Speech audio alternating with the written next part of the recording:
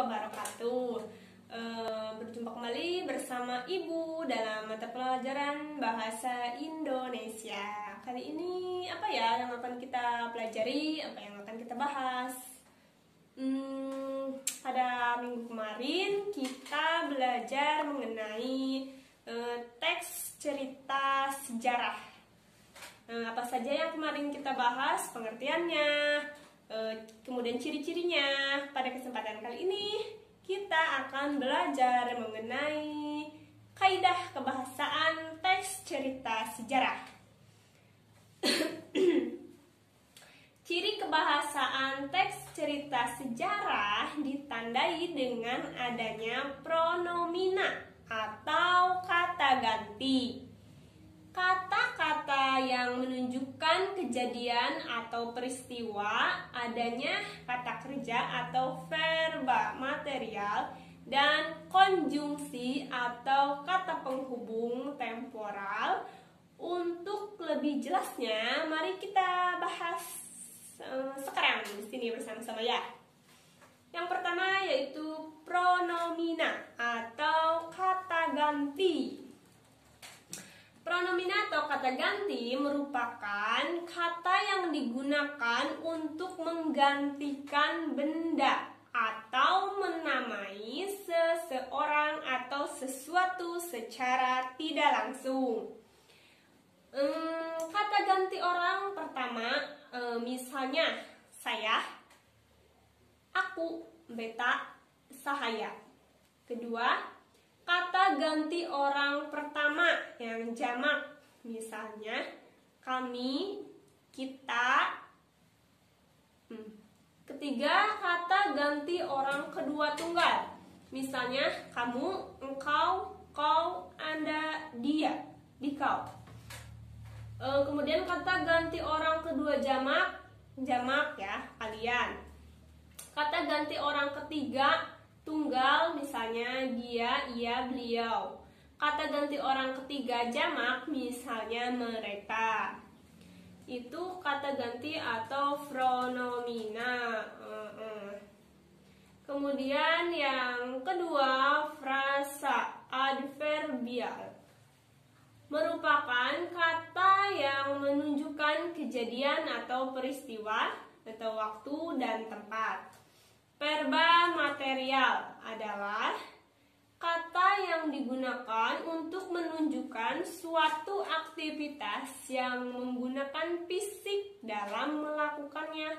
Misalnya membaca, nulis, melempar, mendorong, dan lainnya.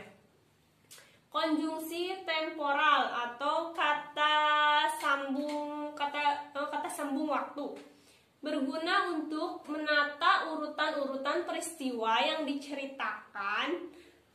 Teks cerita sejarah memanfaatkan konjungsi atau kata penghubung temporal. Contohnya yaitu kemudian, setelah, lalu, dan lainnya. Yang terakhir yaitu kata majemuk. Kalimat yang terdiri atas dua kalimat atau lebih yang digabungkan menjadi satu kalimat. Contohnya, pada akhirnya Belanda mengakui kedaulatan Indonesia dalam konferensi yang diadakan di Den Haag. Nah, itu terdiri dari dua kalimat yang digabungkan menjadi satu kalimat ya. Kaidah kebahasaan itu berarti ada yang pertama pronomina, yang kedua frasa adverbal, yang ketiga verba material, yang keempat konjungsi temporal, dan yang terakhir yang kelima yaitu kata majemuk. Nah, kemudian cara teknik penulisan teks cerita sejarah. Ada tiga poin. Yang pertama, kejadian-kejadian diceritakan dalam urutan kronologis dari awal sampai akhir. Beberapa peristiwa juga perlu diatur menurut urutan kronologis. Yang kedua, dari sekelompok fakta atau peristiwa perlu ada penentu fakta, kasual atau penyebab peristiwa atau faktor penyebabnya. Yang ketiga, yang terakhir, yaitu bila uraian berupa deskriptif, naratif, maka perlu ada proses serialisasi, yaitu mengurutkan peristiwa-peristiwa berdasarkan prinsip-prinsip di atas.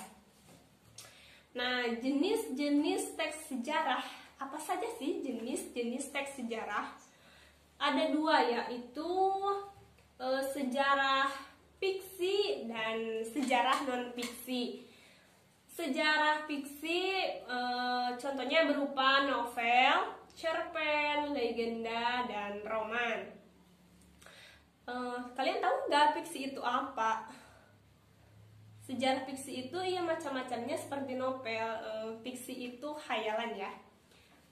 Yang kedua yaitu sejarah non-fiksi. Sejarah non-fiksi itu berupa biografi dan autobiografi. Non-fiksi itu berarti sesuai kenyataan ya. Kalau biografi itu tidak boleh mengarang, harus sesuai dengan fakta. Jadi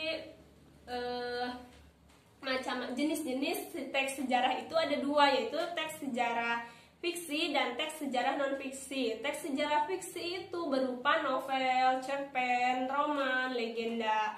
Kemudian sejarah non-fiksi itu berupa biografi dan autobiografi. Biografi itu apa? Biografi itu biografi itu keterangan kehidupan seseorang yang ditulis oleh orang lain. Nah, Ibu cukupkan sampai di sini dulu pertemuan kita. Tadi sudah membahas mengenai kaidah kebahasaan teks cerita sejarah, kemudian cara penulisan, kaidah kebahasaan teks sejarah, cara penulisan teks sejarah, kemudian jenis-jenis teks sejarah. Nah, 3 poin itu tadi telah selesai kita bahas. Apabila ada yang tidak mengerti, silahkan ditanyakan langsung ke Ibu. Semoga apa yang kita pelajari kali ini dapat memberikan manfaat bagi kita semua di kemudian hari. Wabillahi taufiq wal hidayah. Wassalamualaikum warahmatullahi wabarakatuh.